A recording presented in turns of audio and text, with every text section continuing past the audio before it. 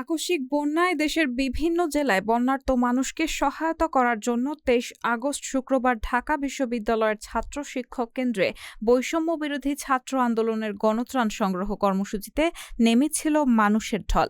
শিক্ষার্থীদের এই উদ্যোগে অংশীদার হতে নিজেদের সামর্থ্য অনুযায়ী নগদ অর্থ কিংবা ত্রাণ সহায়তা পৌঁছে দিতে আসেন বিপুল সংখ্যক মানুষ।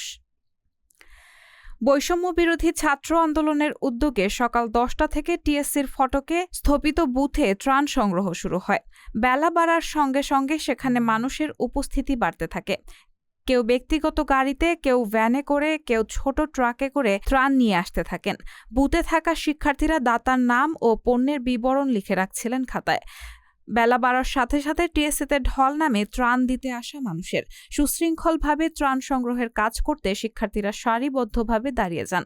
ত্রাণ নিয়ে আসা বিপুল সংখ্যক মানুষের সমাগমে বিকেলের দিকে টিএসসি এলাকা ছিল লোকারণ্য। টিএসসির ফটকে বুথ সামলাতে হিমশিম খান শিক্ষার্থীরা। কেউ বোতলজাত পানি ও খাওয়ার স্যালাইন, কেউ মুড়ি চিরা, কেউ বিস্কুট, কেউ আবার খেজুরসহ বিভিন্ন শুকনা খাবার নিয়ে আসেন। স্বেচ্ছাসেবক ছাত্রছাত্রীরা সেগুলো হাতে বা কাঁধে করে টিএসসির অভ্যন্তরীণ ক্রীড়াকক্ষ ও ক্যাফেটেরিয়া নিয়ে জমা করেন। বৈষম্য বিরোধী ছাত্র আন্দোলনের উদ্যোগে অনেকে নগদ অর্থ দিয়েও শরিক হন। বুথে আসা ছাত্রীরা খাতায় অনুদানের অঙ্ক লিখে টাকা জমা রাখেন।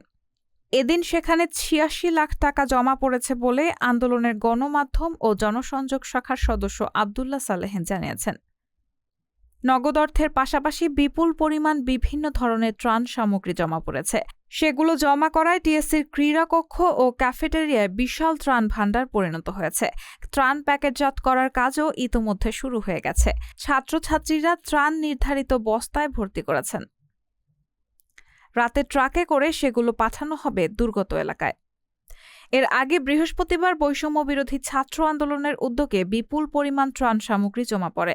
সেই সঙ্গে জমা হয় ২৯,৭৬,১৭৩ টাকা। দিনভর ত্রাণ সংগ্রহের পরে রাতে কয়েকটি ট্রাকে করে সেগুলো দুর্গত এলাকায় পাঠানো হয়। এদিকে বন্যায় আটকে পড়া ব্যক্তিদের উদ্ধারে অংশ নিতে বৈষম্য বিরোধী ছাত্র আন্দোলনের প্রতিনিধিরা ২০০টি স্পিডবোট করে দুর্গত এলাকায় পৌঁছে গেছেন বলে আন্দোলনের গণমাধ্যম ও জনসংযোগ শাখার সদস্য আব্দুল্লাহ সালেহীন জানিয়েছেন।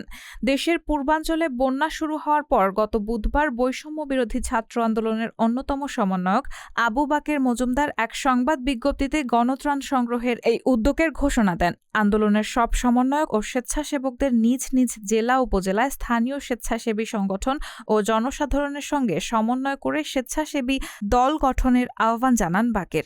বিজ্ঞপ্তিতে আরও উল্লেখ করা হয়, কেন্দ্রীয় প্রতিনিধি দল সবার সঙ্গে সমন্বয় করে বন্যা কবলিত মানুষের জন্য, দুর্গতদের জন্য রেস্কিউ অপারেশন ও ত্রাণ বিতরণ কার্যক্রম পরিচালনা করবে। রায়হানা মুন, সবার কথা।